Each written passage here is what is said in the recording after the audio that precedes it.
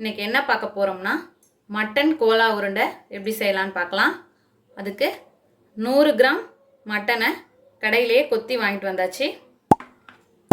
அதை வாஷ் பண்ணி வச்சுருக்கேன். ஒரு 25 சின்ன வெங்காயம், 3 டேபிள் ஸ்பூன் பொட்டுக்கடலை, 5 டேபிள் ஸ்பூன் தேங்காய் துருவுனது, 2 பச்சை மிளகாய், ஒரு சின்ன துண்டு இஞ்சி, ஒரு 10 பூண்டு பல் சின்ன சைஸில், 1 டீஸ்பூன் சோம்பு, 1 டீஸ்பூன் கசகசா, உப்பு தேவையான அளவு, எண்ணெய் கோலா உருண்டை பொரிக்க தேவையான அளவு.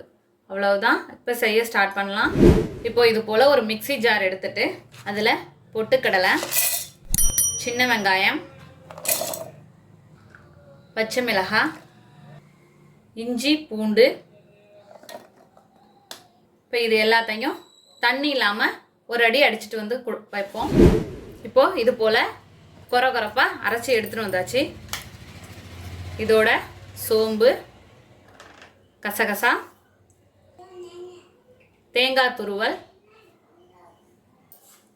இப்போ மட்டனை நல்லா புழிஞ்சிட்டு தண்ணி இல்லாமல்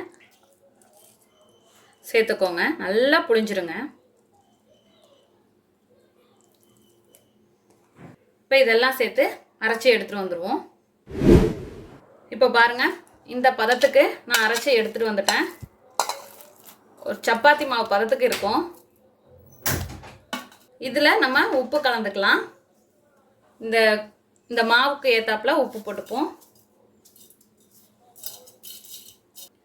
போட்டுட்டு கலந்துக்கோங்க.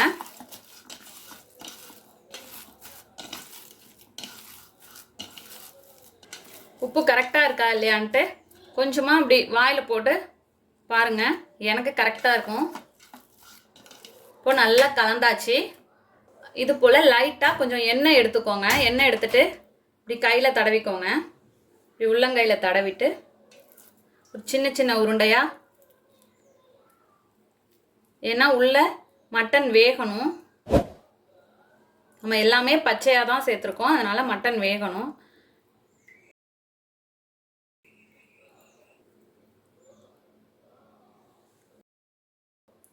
இந்த சைஸ் எங்களுக்கு கரெக்டாக இருக்கும். இதே போல் எல்லா பேட்சஸையும் உருட்டி எடுத்துகிட்டு வந்துடலாம். இப்போது எண்ணெய் நல்லா ஹீட் ஆயிடுச்சு.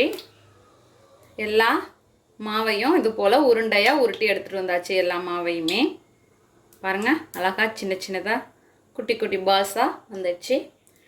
இப்போ இதில் பொரிச்சு எடுத்துட வேண்டியதான். மீடியம் ஃப்ளேம்லேயே வச்சுக்கோங்க. மட்டன் உள்ளே வேகணும், அதுக்காக மீடியம் ஃப்ளேமில் தான் வச்சு பொரிச்சு எடுக்கணும். மெதுவாக போடுங்க.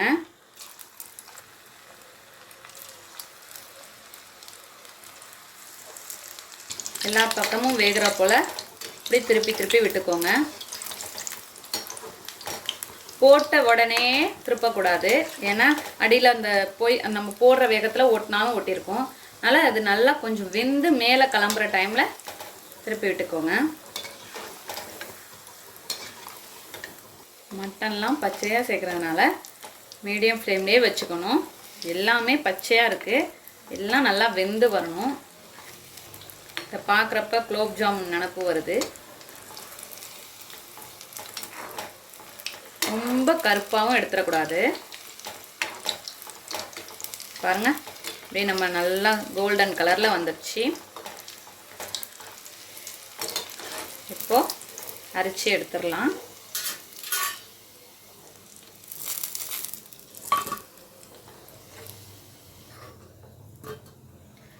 இதே போல் எல்லா பேட்சஸையும் பொரிச்சு எடுத்துகிட்டு வந்துடுவோம்.